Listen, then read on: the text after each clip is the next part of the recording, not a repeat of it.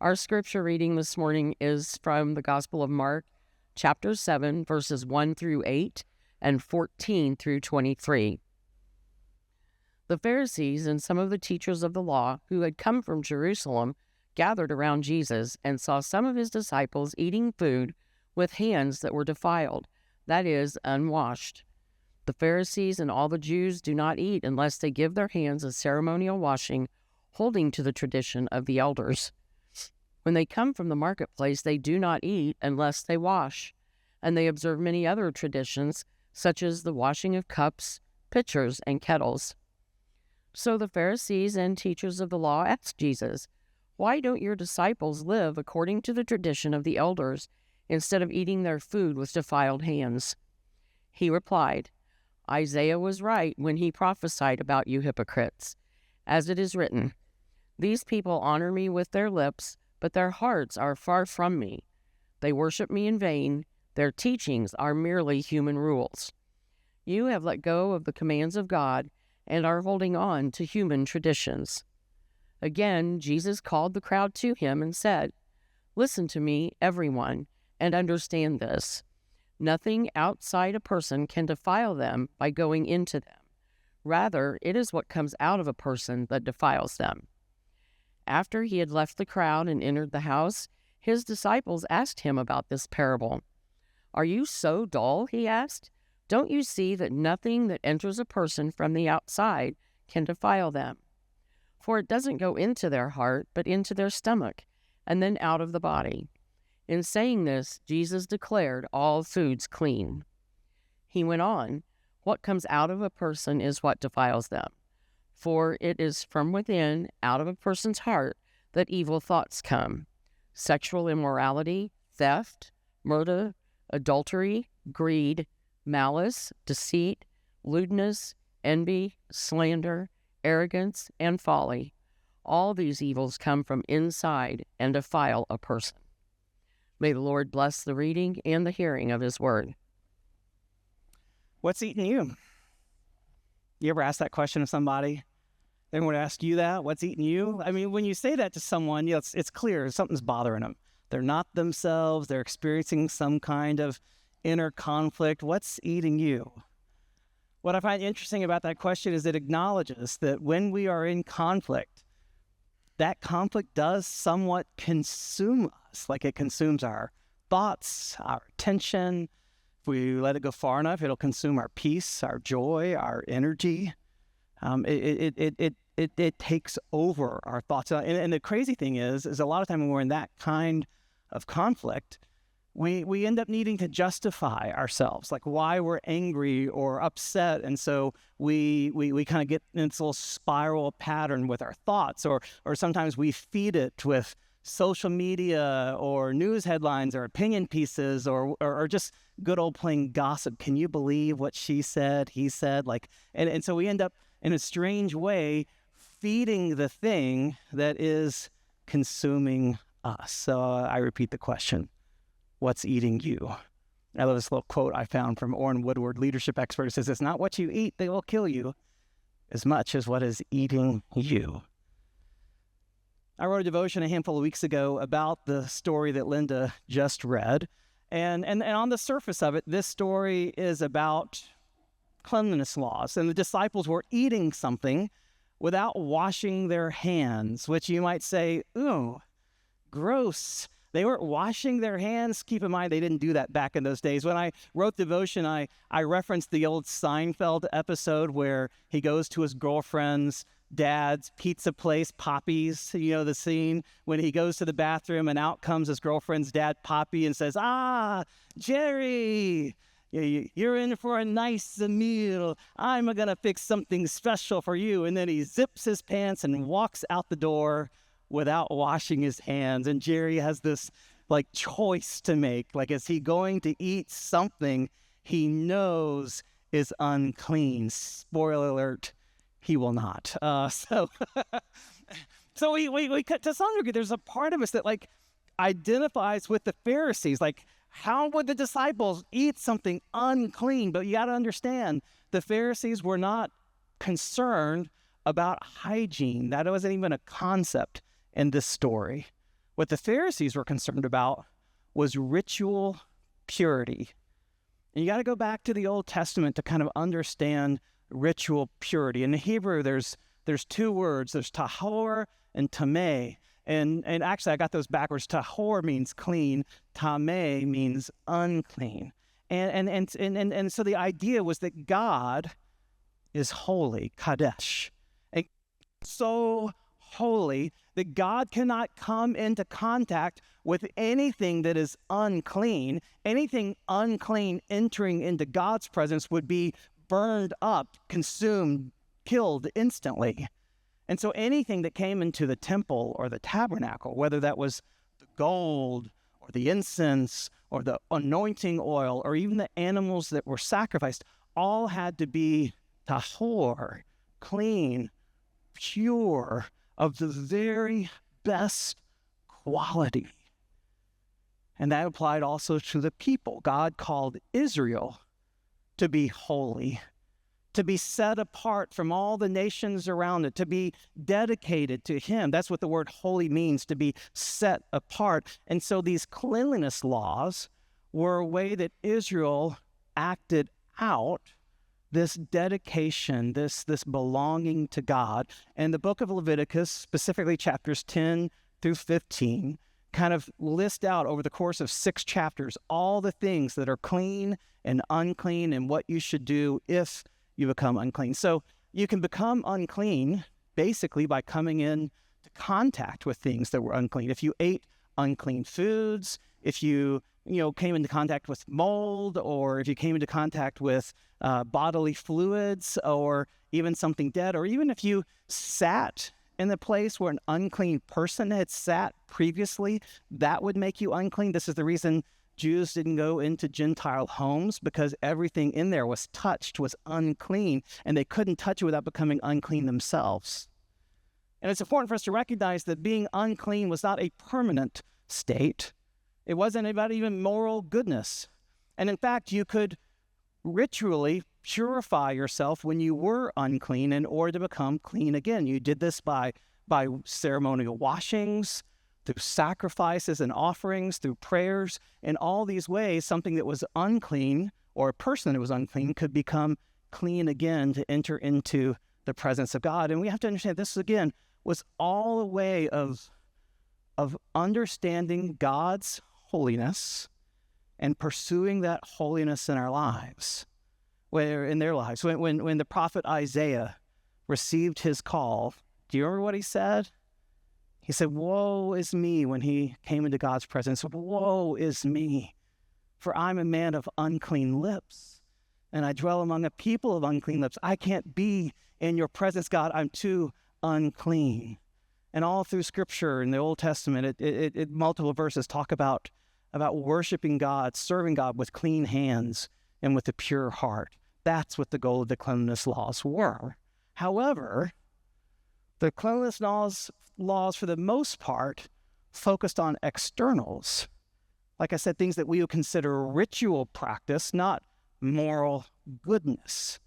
And it was more concerned with what you touched and what you ate. And Jesus wanted to teach his disciples that the cleanliness God desires is not ritual purity, but purity, cleanliness of heart. And so he said to them, "Listen to me, everyone. Understand this. Nothing outside a person can defile you by going into them. Rather, it's what comes out of a person that defiles them. It's what comes out that reveals the condition of our hearts, which is what God really cares about. God cares far more about what we say and what we do than what we touch and what we eat. This is kind of reflected in the song we just sang a few moments ago, which is actually from a psalm of David. "Create in me" what? "A pure heart, and renew a right spirit within me." That's where God desires cleanliness. Anyways, after writing this devotion, a member of our church reached out to me and said, "Hey, I liked your devotion. This is all great, but I have this question. Jesus says it's not what we take in that makes us unclean, but there's a lot of stuff in our world that's unclean." And he wasn't talking about physical foods or objects that we touch or eat. He was asking about the media that we consume, the messages that bombard us. He said, if we consume violence all the time, won't that make us more reactive?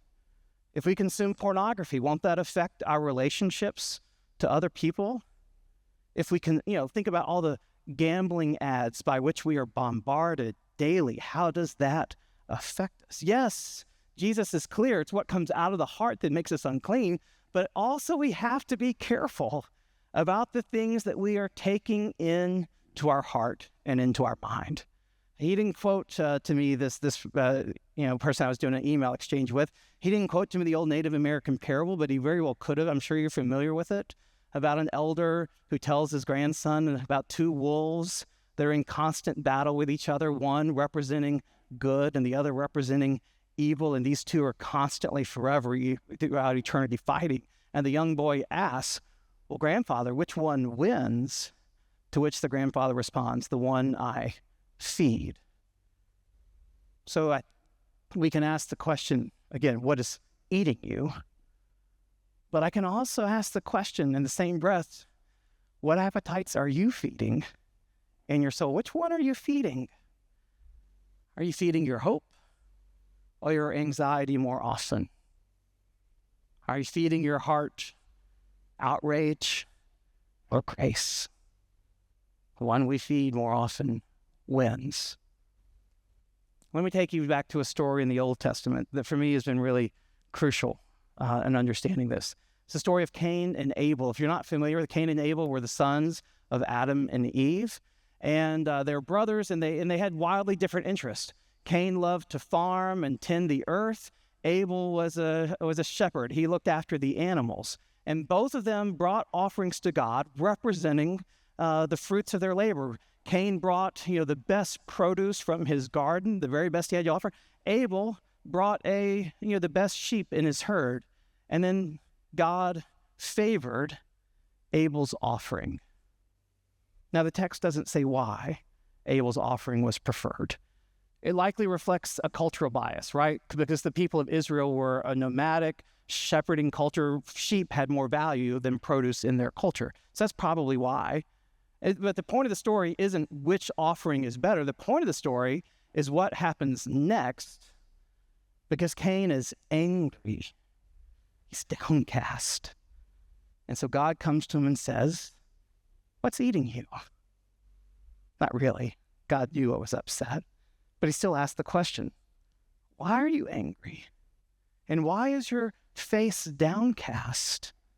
If you do well, if you do what is right, will you not be accepted? You're still loved. If you do what's right, I'm still here for you. We're good. But then God gives a warning.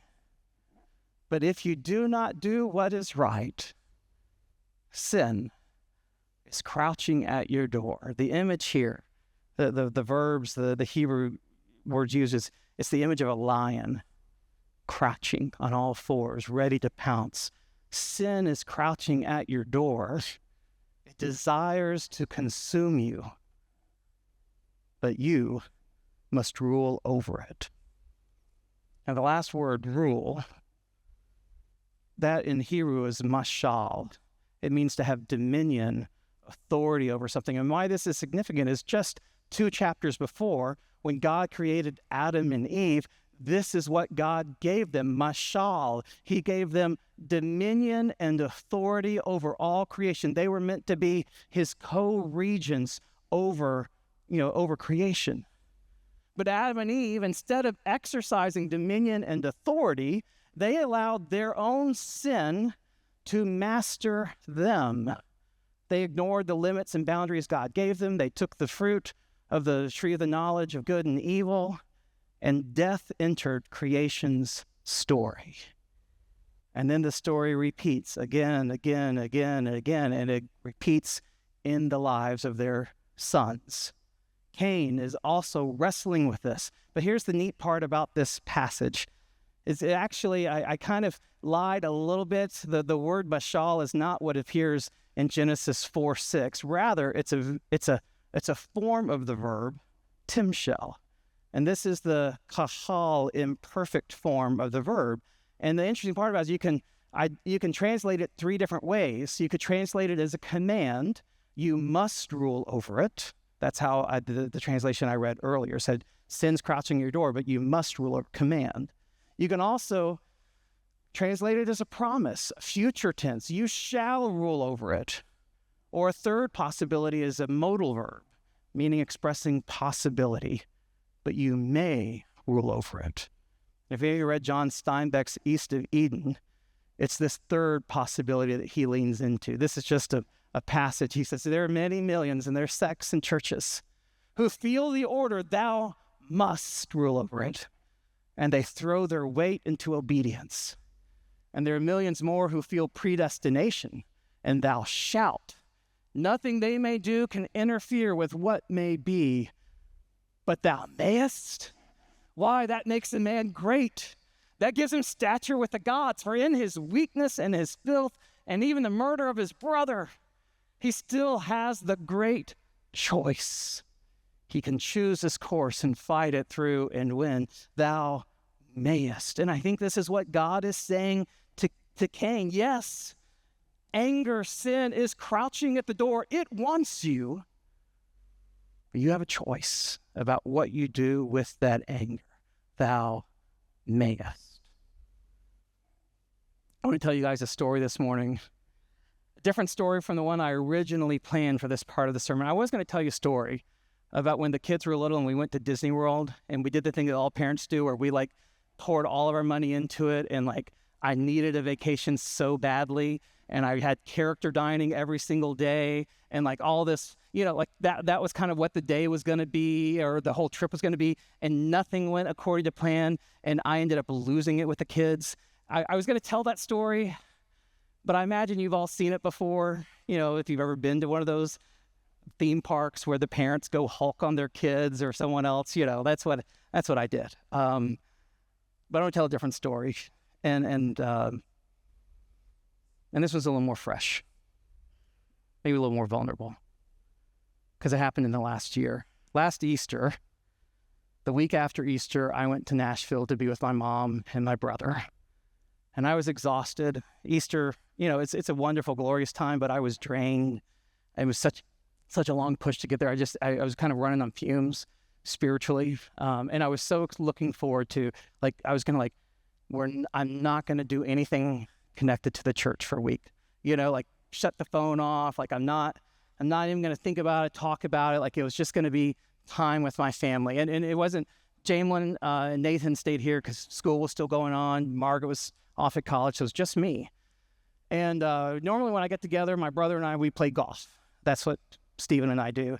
And he's a much better golfer than I am. He plays a lot. I play 2-3 times a year, mostly when I'm with him. And the way it works is, if you've ever done this before, if you're a twosome, usually you're matched up with other people. And so, which always for me is stressful, because I don't mind if I look bad in front of my brother, but when I'm playing in front of other people, suddenly I feel really self-conscious. But anyways, the first day we were paired with these two guys who were young. One of them actually had a Disney cover on his driver, and I was like, oh, we're going to get along fine. We were fine all day long. Then the next day we played another round of golf, and this time we were paired with some older gentlemen who were very pleasant and nice, and they were really good golfers, much better than me. My brother could keep up with them, not me. Anyways, the day was going great. I was actually hitting pretty well, things were good, and then we got stuck behind people who were playing slow.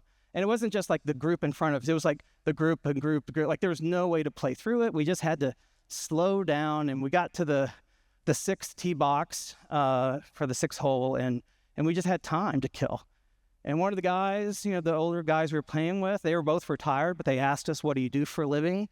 And my brother said, well, I'm a server at a restaurant, restaurant downtown in Nashville. And I said, I'm a pastor. And he said, oh, what kind of pastor are you? What kind of church do you pastor? And I said, a Methodist church. And he said, oh. So one of those progressive churches that says gay marriage is okay. And I said, oh, this is not what I wanted to talk about. And I tried to be as gracious and also get out of the conversation as fast as I could. So I was like, well, we have people in our church who believe all over the place, and we just try to create safe space for everyone to worship together and focus on Christ. And that didn't satisfy this gentleman. He said, there's no room on this issue, sir. And I said, well, respectfully disagree. And he said, no, I've read the Bible. It says this. It's clear. There's no space to disagree. And I went to Bible school. I have a theology degree. And I don't know what I said. I said, well, sir, I don't want to have this conversation where we'll just disagree. And I think I walked away. Man, it was like all this stuff's in my heart. It was like he just took a match to it and lit it. And then the part that the match was, as I was walking away, I heard him turn to his friend and just say to his friend, these liberal churches and pastors leading people astray. Anyways, I got up to the next tee because by this time they moved ahead. And I hadn't done this all day, but the first hit I had, straight into the woods, right? And I was like, okay, no big deal. Like, this is my mulligan. I'm going to hit another one. And topped it. Like, it went like 20 yards. And I'm just fuming inside. You ever see Happy Gilmore? The when he plays with Bob Barker and he's just lost in this cycle of anger and he can't get the hang of it. The price is wrong. Anyways, like that's what happened to me on that hole. Like it just kept getting worse and worse, and I got more and more angry. And anyways, and then the next match, the fuel on the flame was at the seventh tee. We got up, and again, I don't know what I did with my drive. It was terrible. I sat down in the golf cart, and I'm fuming. And my brother wants to kind of get me out of it, and he chooses the wrong way to do that. He put his hand on my head and shook it and said, "Get out of your head, brother." And I swatted his hand away, and I said, I'm not going to say what I said. James, like I was going to, James said, don't say that, Dave. Just say, if you've seen the Christmas Story fudge scene, you know what, the lug nut scene, like that's, and my brother was wide-eyed, like, ruh-roh, like, and I couldn't get over it. I couldn't pull it together. Couldn't do it. I was so white, hot, angry. And it was the dismissal that killed me.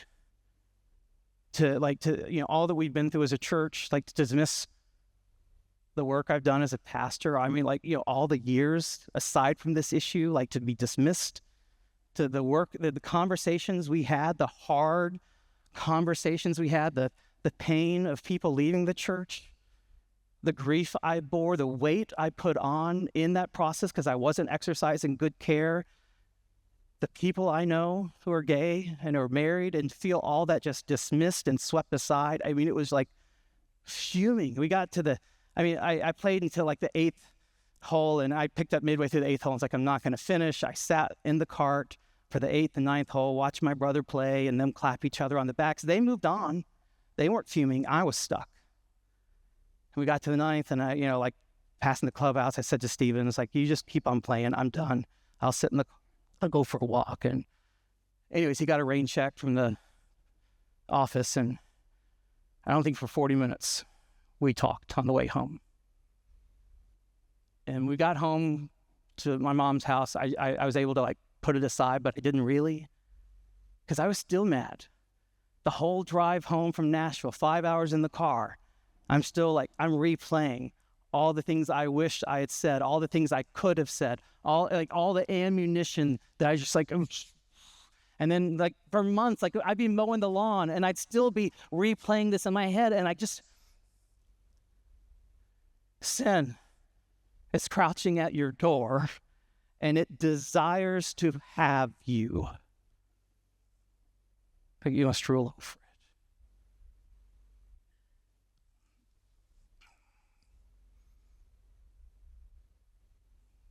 It wasn't about that guy. It was about the exhaustion and the hurt and all the stuff that I wasn't dealing with inside. all the stuff I've been pushing down, compartmentalizing, suppressing, that's what I needed to deal with. And so first thing I had to do was just own it. I had to own that these are my feelings. This is my junk. I couldn't blame others. It wasn't their fault. I needed to own what was going on in my heart and my life. Secondly, I had to recognize that I couldn't rule over it. It was ruling over me. And that meant that I had to surrender it, which is a very different kind of offering from what I'd been trying to give God. I've been giving God the suppression of my anger, the compartmentalizing of it, but I had to surrender it, to pray like David prayed, create in me a clean heart and restore in me a right and willing spirit. Make me whole again, make me good again, God, from the inside out. And I share this story for a couple of reasons. One, it's real. I want you to know it's real. I want you to know, I hope it's relatable. And I share because I think this is part of what is happening in our world today. I think this is why sometimes liberals and conservatives can't talk, can't get together, can't understand each other, because each feels dismissed. We feel invalidated, like our lives and our experiences don't count, and we get angry over that. And I'm not saying the angry isn't justified. I'm just saying we got to do something with it. Some of you may be angry today. Angry with the other political party, angry at the media, angry at your neighbor or your coworker or someone in your family. Or somebody may have nothing to do with the political stuff going on. You may have just a lot of crap going on in your life, and you're angry at God or angry at the church. But in love, I ask you, what's eating you? And what are you doing about it? Jesus is clear. The stuff that is in our heart eventually comes out. And it often comes out in a moment of conflict. So when we come into conflict, we have to be asking ourselves, what am I carrying? What am I bringing into this moment?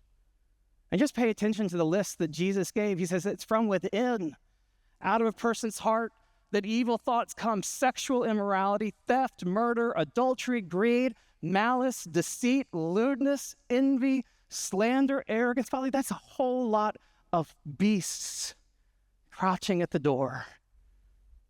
It's a lot for us to master. And the good news I can offer is that we aren't asked to master it on our own. We can do something with the feelings that we wrestle with the sin that is crouching at the door. We can suppress it. We can hide it. We can manage it, or sometimes we can feed it. Or we can surrender. Choice is ours. Thou mayest. So as we're doing this whole season of Lent, we're going to have a time of confession before we go into our time of communion. When we come to communion, this is the table of grace. We are all, every single one of us, welcome. This is how we get clean hearts. This is how a new and right spirit is put within us. But the preceding act is for us to be honest with God, to admit our hunger and thirst for his righteousness, as Jamelin prayed, for us to acknowledge that we need this again and again and again, just like a baby needs to be cleaned. So, band's going to lead us in a short song, and then we'll pray together. I just want you to take this time, be clear with God. What do you need to surrender? What's eating you today?